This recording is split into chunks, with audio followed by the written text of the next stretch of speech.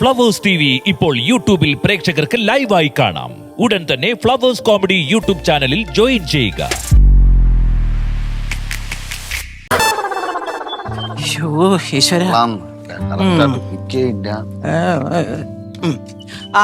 മുത്തോ നീ വേണ്ട റോഡിലോട്ട് പോകുമ്പോഴേ ഇതിലൂടെ ഒന്ന് പോസ്റ്റ് ചെയ്തേരെ.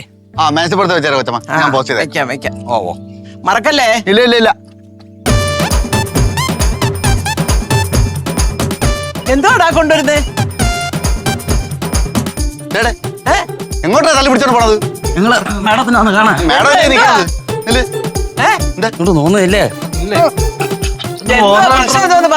എന്തോ കാര്യം പറ. മാഡം കുറെ നേരമായി ജംഗ്ഷനിൽ ഇറങ്ങി കിടന്നിട്ട് മാഡത്തിന്റെ മൂത്ത മോനെ കുറിച്ച് അന്വേഷിക്കാൻ തുടങ്ങി. അയ്യോ, ഞങ്ങളെ പിടിച്ച് പോലീസിനെ ഏൽപ്പിക്കണമെന്ന് വിചാരിച്ചതാ.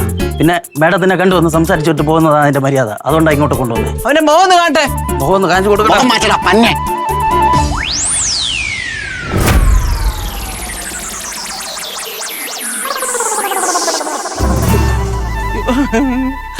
അത് ശരി, ഇവനായിരുന്നോ?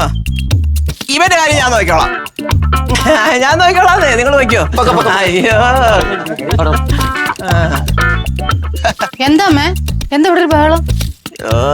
അയ്യോ പ്രശ്നപ്പെട്ട എന്തോ പറ്റി? അത് എല്ലാരും ചോദിക്കുന്നത്. ഞാൻ നേരത്തെ പറഞ്ഞില്ലേ എന്തോ പ്രശ്നം ഉണ്ടെന്ന്. 108 വിളിക്കട്ടാ? അയ്യോ ഒന്നും വിളിക്കണ്ട, ഇതൊക്കെ നമുക്ക് കൈകാര്യം ചെയ്യാവുന്നേ ഉള്ളൂ.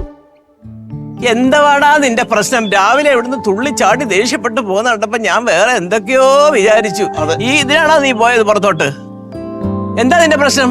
ഈ ചന്ദ്രാസൻ കമ്പനി ഇത്രയും പൊക്കിപ്പെടുത്താൻ വേണ്ടിട്ട് ഞാനും കുറെ കഷ്ടപ്പെട്ടിട്ടുണ്ട്. എന്നിട്ട് എനിക്ക് ഇതുവരെ ഒരു ഐഡന്റിറ്റി കിട്ടിയിട്ടില്ല, അറിയോ? എല്ലാരെയും വിചാരം ഇപ്പോഴും ഞങ്ങൾ അമ്മയുടെ തണലിലാണ് ജീവിക്കണേന്നാണ്. ഇന്നലെ അച്ചാർ കമ്പനി തുടങ്ങിയ സുരഭിക്ക് വരെ പേരും പെരുമയുണ്ട്. എനിക്ക് ഉണ്ടോന്ന് അറിയാൻ വേണ്ടിട്ട് ഞാൻ ഒന്ന് ഇറങ്ങി നോക്കിയതാ. മനസ്സിലായി. വേണ്ടേ, ഈ കോലത്തിൽ നടക്കുന്ന നീയാണെന്ന് അറിഞ്ഞിരുന്നെങ്കിലേ ഉള്ള വില കൂടെ പോയി കിട്ടത്തില്ലായിരുന്നോടാ മക്കളെ. എടാ പ്രശോഭേ, ഈ പേരും പ്രശസ്തിയൊക്കെ നമ്മൾ ഇന്ന് പിടിച്ചു വാങ്ങിക്കേണ്ട കാര്യങ്ങളല്ല. കഷ്ടം തന്നെ എന്റെ ദൈവമേ. ഇങ്ങോട്ട് നോക്ക് നീ.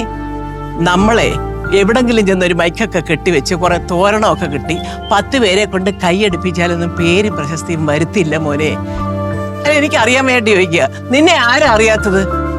നിന്റെ കമ്പനി ജോലി ചെയ്യുന്ന സകല സ്റ്റാഫിന് നിന്നെ അറിഞ്ഞൂടെ? പിന്നെ എന്നെ അന്വേഷിച്ച് വരുന്നവര് എടാ അതൊക്കെ എന്റെ സുഹൃത്തുക്കളാടാ, അല്ലാതെ പേരും പ്രശസ്തിയും കണ്ടുകൊണ്ട് വരുന്നൊന്നുമല്ല. അരിയും വാരി തേച്ചുകൊണ്ട് തന്നെത്താൻ നടക്കുന്ന പേരുണ്ടാക്കാന്.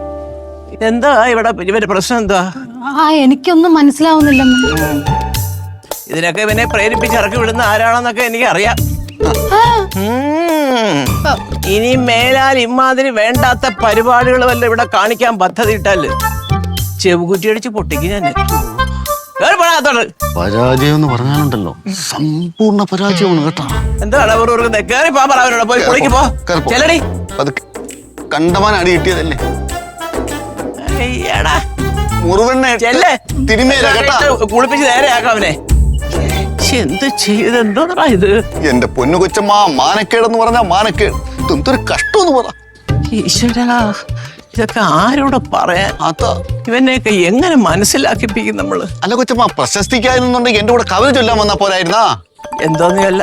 അല്ല, എന്നിട്ട് വേണം അവന് കല്ലേറ് കൂടെ കിട്ടാൻ. അത് അടുത്ത വട്ട കവിത. ഈശ്വര, ഈ വട്ടന്മാരുടെ ഇടയിലാണ് ഞാനിങ്ങനെ കഴിയുന്നത്. അയ്യോ കൃഷ്ണ ഗുരുവായൂരപ്പ.